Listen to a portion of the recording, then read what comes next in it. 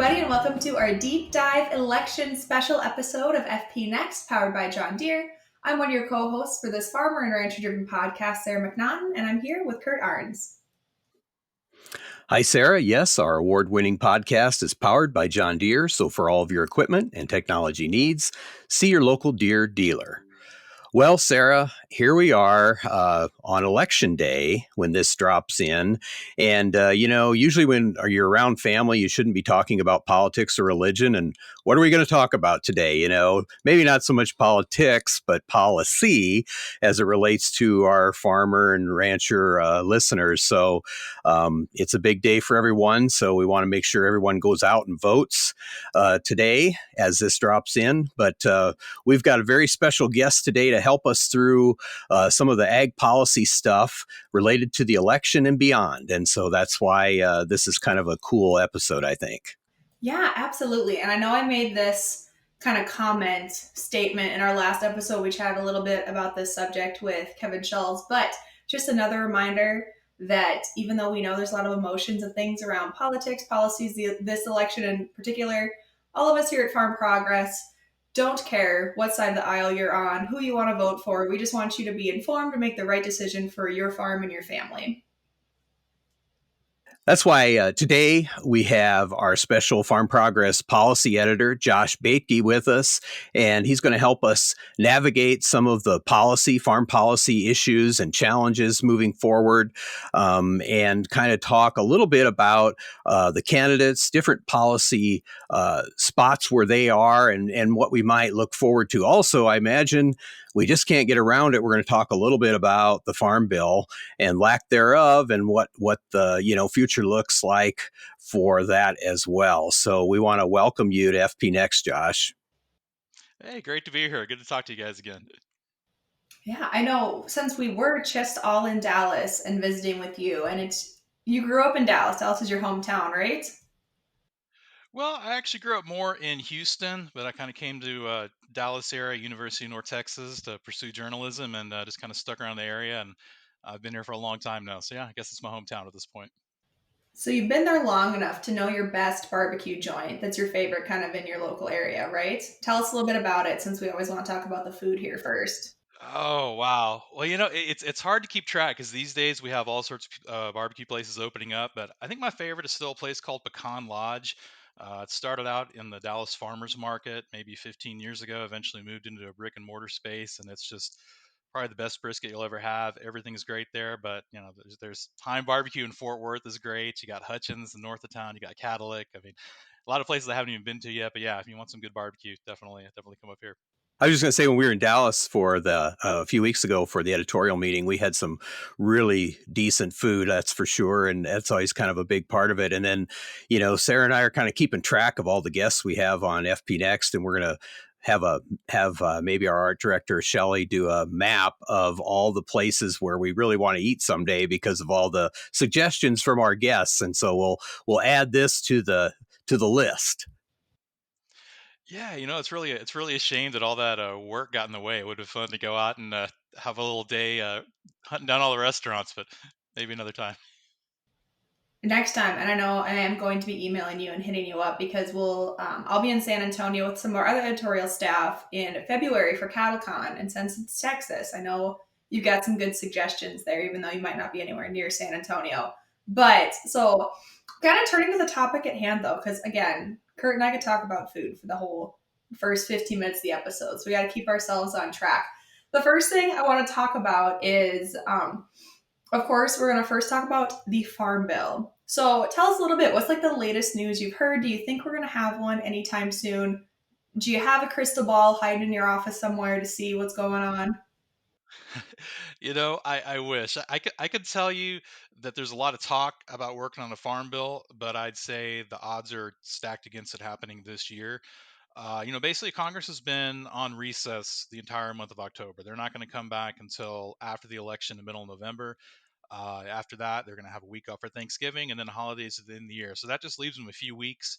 And when they do come back into session, you're going to have the primary focus will probably be on appropriations. You'll recall in September, We had a budget extension and prevented the shutdown. That deadline is now December 20th. So everyone's expecting them to come back and basically work on averting a shutdown or another extension. There's also some disaster relief bills, some military spending bills that also are priorities. So when it gets down to the farm bill, just looking at the calendar, I talked to Senator Chuck Grassley of Iowa last week, and he pointed that out. There just may not be enough time.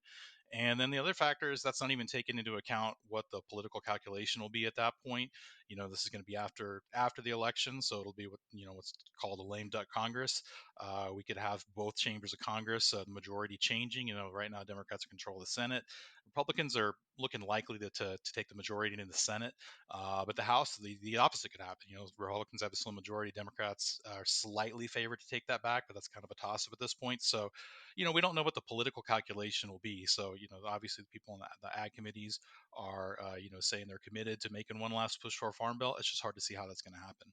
Is there kind of a line in the sand where, a date that's really important for that farm bill to get done, or at least some legislation to happen, that to handle things that are under kind of deadline? Yeah, right now we're technically operating without a farm bill that expired. The previous extension expired in September, but really, trouble doesn't happen until we get to the beginning of next year, and that's where certain rules will revert back to 1940s legislation. You've probably heard about the dairy cliff, where the milk programs, if they're not renewed or updated, they're going to then revert back to legislation 50, 60, 70 years old. So if a farm bill's not done by the end of the year, I'm hearing there's a really good chance we're going to have an extension, maybe even up to another year. So I don't think there's any chance that we hit those disaster scenarios. But nobody wants another extension. But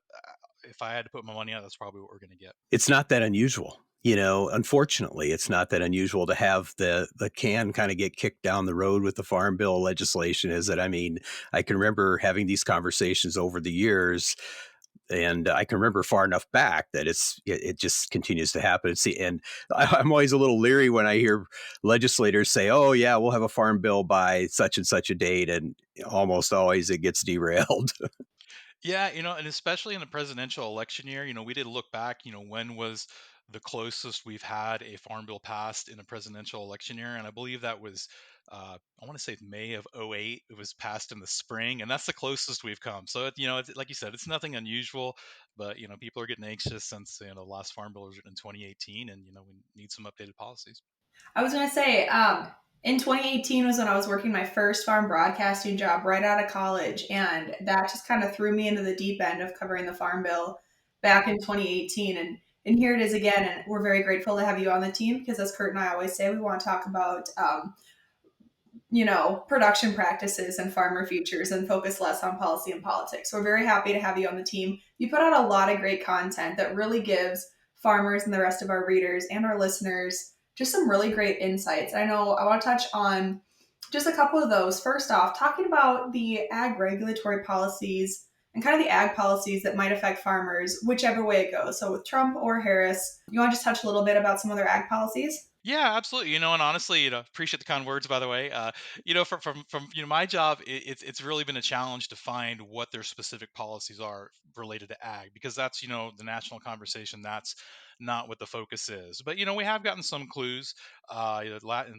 Within the last couple weeks, the Harris campaign has released. A series of policy proposals aimed at rural voters.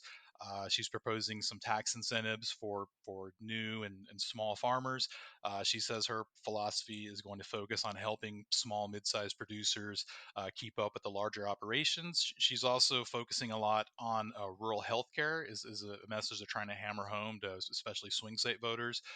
She's proposing, expanding the number of healthcare professionals in rural hospitals to up to 10,000, expanding telemedicine. She says that'll help hospitals stay open and help, reduce the number of so-called ambulance deserts.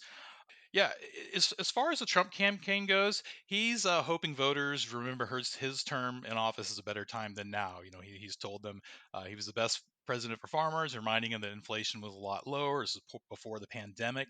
One of the policies we remember from his first term of tariffs, he imposed heavy tariffs on goods from China and other nations. That kind of set off a trade embargo. At the time, a lot of the effects for farmers were kind of offset by Commodity Credit Corporation funds that he gave back to reduce that impact. But there is some fear that his tariff policies may not be good for ag. He also he's promoting more trade policies. He says that the tariffs will be an avenue to create better trade deals that he says will help farmers in the long run. He's also focusing on illegal immigration, and he's tax cuts as well. No specifics. Again, neither one of them have a ton of specifics. How these tax cuts will be funded. Uh, he also says going to cut regulatory red tape. Again, what does that mean? We don't know. So a lot of talk, not as many specifics as we'd like, I'd say, from both candidates. I don't know, reading in, and also there's going to be a lot of links in this episode description because we're going to link all these stories of Josh's we're talking about because he does, like we already said, have a lot of great content out there. So we'll have a lot of these, including this one. And it's talking about how, like you're saying, the Harris campaign is making that push for rural voters. But you start that story off by saying that the polls are showing rural voters actually are favoring Donald Trump. Is that still kind of holding through as we're recording this kind of close to the election? That's definitely where the strongest base of Trump support has come from rural states. The dynamic we have this time is, as you probably heard on other news outlets, there's basically 7 swing states that are almost certainly going to swing the election one way or the other. And right now, as I looked at the polls this morning, they're basically a virtual tie in all 7 of those states, and 5 of them have significant ag interests. So we're talking about Wisconsin, Michigan, Pennsylvania, North Carolina, and Georgia. And what the Harrison campaign is hoping to do is peel off just enough of those rural voters so that combined with their strength in urban areas will push them over the top. That's what we saw in the last election. Just enough people crossed over to vote for Trump. So even though the rural voters are seemingly solidly behind Trump, it could only take a few in these states to swing the election. This has been years and years and years ago. I was in a fellowship. It was a farm policy fellowship, and had the opportunity to be on a farm in Virginia with other media and a lot of it was urban media. So there was, and we were having supper and talking policy stuff. And I happened to be across the table from, I believe it was a reporter from New York Times, or it could have been a freelancer for them. And she asked me, she found out I was from Nebraska, and she's like, why do, she obviously had an opinion about how rural voters vote. And she talked about how, one party seems to have better federal ag programs and have more money flowing into rural America in general. And her point was, why do ag voters not necessarily always vote with that party? Okay. And I struggled at the time to answer that question, but in living around all my neighbors and farmers, and Sarah and I visit with farmers as you do, Josh, every day, farmers don't just vote ag policy. There's a lot of things that are a part of their vote. Some of that is social and values type stuff, that they hold, some of it's regional, I think. But it's a hard voter block for people to figure out unless you kind of live in a rural area yourself, it seems like, because of the way rural voters vote. One of the things that you alluded to just a minute ago was tax policy, capital gains tax, that kind of thing. How does that play out with both campaigns? Because that is really a huge deal for a lot of the farmers I've talked to this election cycle. That and the estate taxes. Yeah, I think that is definitely a difference between the two candidates when you look at tax policy. From the Trump side, he's primarily pushed lowering taxes across the board. Again, not a whole lot of specifics on how to offset the lack of revenue, or which ones. Just he's promising to lower tax rates for businesses, lower tax rates for individuals. He even floated a proposal last week about considering eliminating the income tax. Now, I don't think anybody thinks that's possible, but he's emphasizing tax cuts as the thing that would be better for people in rural America. The Harris campaign is focusing more on changing the tax code to where, in their mind, they say is more fair to middle class voters. So they're so they're proposing things, for example, higher taxes on the wealthy, higher taxes on businesses, and then lowering the burden on middle class voters. So it's a different philosophy whether or not we need a fairer tax policy or less taxes in general, but that is definitely a big philosophical difference between the two candidates and the Republicans and Democrats broadly speaking. I know, kind of touching off from the kind of tax conversation we were just having, you already mentioned this a little bit, talking about the Inflation Reduction Acts, because I know we all remember when groceries used to be a little bit cheaper, but I know everything's cyclical, right? So everything comes around one way or another. So talk a little bit about those inflation acts from each campaign. Yeah, so kind of in a nutshell, you remember the Inflation Reduction Act was a bill. A lot of people consider it President Biden's signature bill. At the time, it was billed as a policy to reduce inflation, but within that legislation was a lot of language geared towards ag to promote more environmentally friendly policies. So what we have is, all of this money to fund things from biofuel development, cover crops, climate smart agriculture. I mean, you probably don't go a week without hearing USDA announce, a new program funded by the Inflation Reduction Act. And then this kind of gets back to kind of one of the holdups on the Farm Bill. So the Farm Bill has this one bucket of funds to fund all the things the Farm Bill does, which you could spend a whole show talking about that. And then the Inflation Reduction Act has a separate bucket of funds that was to be used specifically for climate smart practices. And one of the Republican proposals, the one that passed the House Ag Committee in May and hasn't passed yet, would take a lot of those funds allocated to agriculture and bring them into the Farm Bill, allowing them to do more things within the Farm Bill. Now the Democrats don't like it because even though the Republicans say a lot of that money will stay in the conservation title of the Farm Bill, what it would not do is have certain requirements to reduce greenhouse gas emissions, which was the Democrats' intent on when they passed the legislation. So that's one of the big arguments we're having, with this, and I think it was originally around 20 billion allocated to that. I can't tell you how much is left now, but the Farm Bill, as proposed by the House Republicans, would take those funds and take those requirements for climate smart agriculture out of it, allowing them to use it for other things.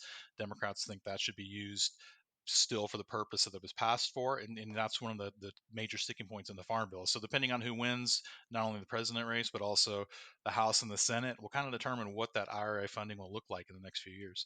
Now, you didn't just haven't just written in the past few months about the top of the ticket, but you've also done, kind of some extensive stories and research on the VP candidates as well. Can you kind of compare and contrast, kind of some of those stories as you've done that research? Yeah, it's a really interesting dynamic because you see both candidates seemingly picked a running mate for the same reason. They wanted somebody with rural roots that would appeal to voters in the middle of the country, that would have some credibility within the ag community. But the two candidates probably couldn't be any more different from each other. So you have Senator Vance from Ohio. He's someone that seems like his entire career arc has been geared towards gaining national office. He first came on the scene. Most people first heard of him, I think, in 2016 when his book Hillbilly Elegy came out. At the time, this was a kind of voiced a Republican view, a conservative view that was different from Donald Trump's. At the time, Senator Vance was very critical of Trump policies, saying there was a better way forward for the conservative movement. The book got a lot of praise, was eventually turned into a movie. You fast forward a few years now, he's running for Senate in Ohio. He now says he's changed his mind. He is a Trump supporter. He ran as a Trump candidate, won the Trump's endorsement, and ultimately became his running mate. Um, in contrast, Governor Walz from Minnesota has very different background. He was a school teacher, small community. I think he's from Nebraska. Eventually ended up in Minnesota. He says he ran for the House, kind of at the urging of his students. He served on the House Ag Committee during his 12-year term, but he really wasn't a congressman that was well known outside of his state. I can't think of a time of hearing about Tim Walz in Congress like you hear of some of these other reps that kind of seek the camera. Eventually became governor of Minnesota, kind of running as a moderate that was a Democrat that could get votes from the rural part of the state. He won. Definitely a different persona. Just never somebody really pictured in the national spotlight until he kind of came to prominence this summer when he made a comment online about I think he said Trump was weird. That got him a lot of attention, especially from Democrat supporters, and ultimately got him a spot on the ticket. So. Like I said, it's just interesting to me how how both presidential candidates have such two different people trying to accomplish the same goal. It's really fascinating to see which how this will work out. And so you wrote those two articles, and those will, of course, be linked in the episode description as well. I think that's a really interesting thing to talk about too, is kind of mirroring like which candidate has like all these differences and just how different each campaign kind of went. I know in that article you said Kamala Harris could have picked an astronaut to be a running mate, but instead, of course, she picked Minnesota's Tim Walz. So I think it's a really interesting choice, and of course, Minnesota's our neighbor just to the east. So yeah, I think it's a really interesting discussion for sure.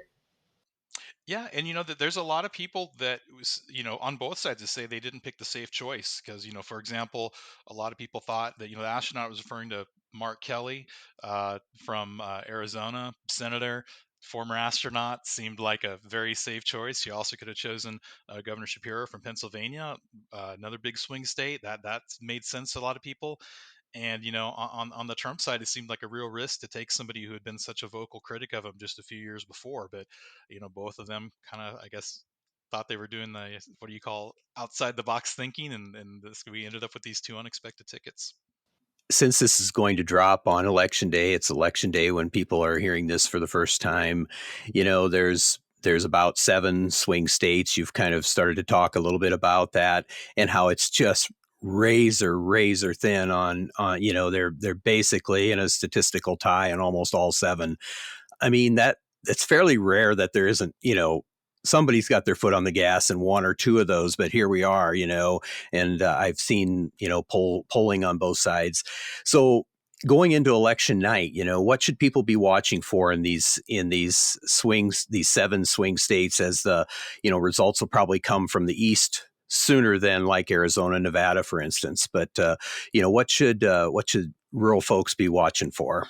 I again, it's it's it's totally up in the air, but I think what I'll be looking for at that point is if Harris manages to take Georgia or North Carolina, um, that would be a big sign for her because I think North Carolina is traditionally Republican, as is Georgia. It barely voted for Biden last election, so if she manages to take those, which are probably would be considered the two most Republican leaning of the 7 swing states, then that's bad news for President Trump. Now, on the flip side, if President Trump is able to take Pennsylvania, it's really hard to see a path for Harris where she loses Pennsylvania and wins those other states. And that's kind of just looking at the trends and which state we perceive as more conservative versus more liberal. I mean, they're all middle of the road purple states, but if Kamala Harris loses Pennsylvania, then it's going to be really hard to see her path forward. And if she manages to win Pennsylvania, I think then the next most important states for her are going to be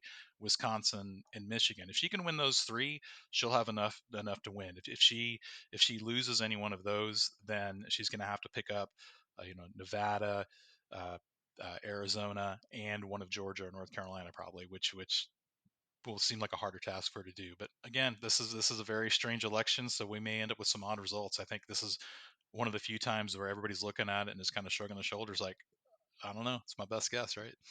I just can't believe you don't have that crystal ball hanging out in your office so you can let us know what's going on. And yeah, it always seems like Pennsylvania is the state. Like when I'm watching the election coverage and waiting to see it, they're always still counting votes in Pennsylvania. And it seems like it takes so long for us to get the results, especially when it's such an anticipated election like this. Absolutely, and I wouldn't be surprised if because of these close margins, we once again don't know for sure who the winner is until the next day or after. Because the closer the vote is in any of these states, the more jostling, the more accusations. It has the potential to get a little messy there, and we know the state officials are going to be counting very carefully and hopefully covering all their bases. So yeah, it's going to be fascinating to see, and I really can't think of a time where we went into the presidential election where we literally did not know at all. So And I don't think we can underestimate the rural vote or the power of the rural vote in elections. And I might be old, but I don't remember this personally. But I know the election of 1948 with Truman and Dewey was so, iconic. It's still one of the, huge upsets where Truman told everyone that he went to bed about 8 o'clock that night and was sound asleep. I have a hard time believing that, but he said he was. And it wasn't until what he called the country vote came in that put him over the top and Dewey. And that's, where Gallup stopped polling like a month before that election because they thought there was no way Truman could win that. And he ended up winning it, which was so interesting. And so that was what he called the country vote, what we would call the rural vote today, made the difference there. And certainly it plays a role. And the other thing about these swing states, they've changed. In the last 20 years, Ohio used to be more of a swing state. Florida was more of a swing state. Virginia, for instance, and now, they are solidly one or the other, it seems like, or at least leaning. And so the demographics of our country have changed. And so the swing states have changed too, I think. Yeah, that's absolutely true. You can remember like the 2000 election, Bush versus Gore, that came down to Florida. It was all about Florida. I think it was, '04. It was Ohio, like you said. And, back then at the beginning, 20 years ago, Colorado was a swing state. New Mexico was a swing state. Virginia, like you said. So yeah, it definitely is, it's constantly evolving. And it'll probably keep changing. But this dynamic is shaping up to be similar to the last two elections. So it'll be the same until it changes, as they say. So switching gears just a little bit, I know I've heard maybe it's the younger generation of kind of the Gen Z, younger millennials, of saying that they really don't see a point in going out and voting because it really doesn't make a difference. But if enough people say that, of course it makes a difference, and their vote and their voice and their opinions aren't being heard. So talk a little bit about like the importance of everybody getting out and voting, whether they've already completed early voting and cast their ballot, or if they're waiting till election day. I know I always like to go on election day personally. And then also the importance of vetting the candidates' policies and kind of making an informed decision before you even go to the voting location. Yeah, I think just everything we've talked about, in the last 20 minutes is like these issues are decided by the people that are elected to office, and then all of us have a stake in those. So if you want to have your voice heard, the only way to do that is to vote and make your opinion known. And and as we talked about with all these close races, every single vote is going to be critical. Probably this year more than any year. And so yeah, if you want to have a say, if you want to make your voice known, the only way you can do it is to vote. The other thing I saw a report today, and it was a little bit about how the strategy of how the candidates get their messages out has changed. In 2016, it was Twitter and Trump. Back then, and it used to be the debates or the major networks. Now, this time around, it seems like it's podcasts. That everybody wants to be on a podcast, and it's just amazing how we consume, our information and where we get our news from. But I mean, that continues to evolve too, don't you think? Yeah, it's all about reaching the voters where they are, and people don't consume the nightly newscast or read the newspaper like they did in previous generations. This is where the voters are. Whether it's I think Donald Trump was on Joe Rogan last week. You had Kamala Harris on the was she on the Up and Smoke podcast a couple of weeks ago, host of ex basketball players. It's a hilarious podcast, by the way.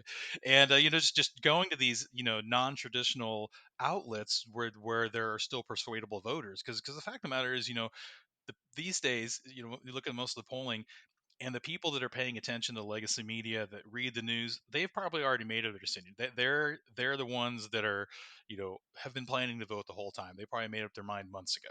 And especially if you're listening to one of the biased outlets, you're preaching to the choir, your mind's made up. But these other people that are considering themselves apolitical or non-political, this is a way to reach them with people that they trust, hosts they trust. And again, with the margins this close, it's all about finding the voters and trying to reach them in a way that's relatable to them. So I think that's what both candidates are trying to do. And then, after this election, we can go back and reevaluate and see which tactics were most effective. And if you are listening to this podcast on election day, it does come out right away in the morning. So if you haven't gotten your chance to vote, make sure you go out and do it. And another link we're going to have in the episode description is from the US government talking about where to find the right place to vote. Because I know I have in the past didn't have my right address on my ID. Just weird things have happened where it almost didn't let me vote because I didn't have my stuff together. So make sure you check out that website that'll be linked. Make sure you go out, cast your ballot, let your voice be heard, and then kind of like you said, Josh, it's gonna be just an interesting thing as it unfolds. So we can kind of wait and see. We really can't do anything else until all the reports are out. Yeah, and then we're gonna sit back. I think my wife and I are gonna have a couple of people over, have a little, election party, if you will, because I don't know what else to do other than sit and refresh the phone and watch the TV and wait for it to come in, as I assume most people will be doing that night. Yep, it's democracy in action, and it's always been a big day. Election day has been huge in our country since its founding, and so it is a good way to participate. But you want to make sure you like Sarah said, be sure and get out and vote and truly participate, and then you can sit back and see the results. That's for sure. I can't think of anything else off the top of my head, but Josh, do you have any final thoughts to share with our listeners before we wrap up today's episode? I would just say that, just kind of to reiterate to your point, these are important issues, and sometimes there's a tendency these are complex issues, and there's a tendency to tune them out because they're not always easy to follow. But that's what makes the decisions we make at the voting booth so important, because all of these complex issues are decided by the people we put in power. And if we all have our own opinions, we all have certain policies we want to put in place, but if we want to work to advance those, we have to find the candidates that share the views we have, and then support them so that they can push the policy positions through that we think are best for our country and our families. Very well said. So we want to thank you, Josh, for joining us today for this really special episode. I think you've given us awful lot of insight, and it's been kind of fun to listen to sort of the background behind some of your stories that you've written, leading up to the election. I think have been just excellent, and it's kind of fun to hear kind of the backstory of some of that stuff. So we really appreciate your time with us today. Appreciate that, Kurt. Yeah, it's a lot of fun. I enjoy what I do, and looking forward to hopefully doing it for a long time. And great to be on with you guys and listen to the podcast, and always entertaining to hear what people have to say. And I really enjoy what you guys are doing. Well, to our listeners, we want to thank you for tuning in to this episode of FP Next, powered by John Deere, allowing us into your tractor cab, your truck, on your farm, in your shop, and in your fields. A special thank you goes out to our digital production and marketing team members who put in a lot of work with us. And if you want to be sure not to miss any of the top stories, sign up for our Farm Progress Text Blasts, which bring the hot stories right to your inbox. You can sign up for those text alerts by texting FARM, FARM, to 20505. Be sure to follow Farm Progress on social media to stay up to date with ag news and more, and check out the digital edition of your regional publication at farmprogress.com. Be sure to tune into our next episode of FP Next, where we're going to talk about all things farm cybersecurity. Not to add to everyone's anxiety on election day, but it can be kind of daunting to think about some of the ag cyber attacks that have been happening over the past few years. I'll have a special guest to speak on that topic for you and how to protect your farm. Yeah, grain terminals, farms, large farm manufacturers, they've all been the target of cyber attacks in recent years. So we'll be discussing ways to help your farm be more secure when it comes to data and cyber operations. You can follow along with FP Next by listening and subscribing on your favorite podcast platform or YouTube or Farm Progress Online. And be sure to leave us a review if you enjoy the show. Sarah always says 5 stars or nothing. Definitely. And remember, if it's agriculture, your friends at Farm Progress have you covered. Here's wishing you high yields and good weather. We'll see you next time.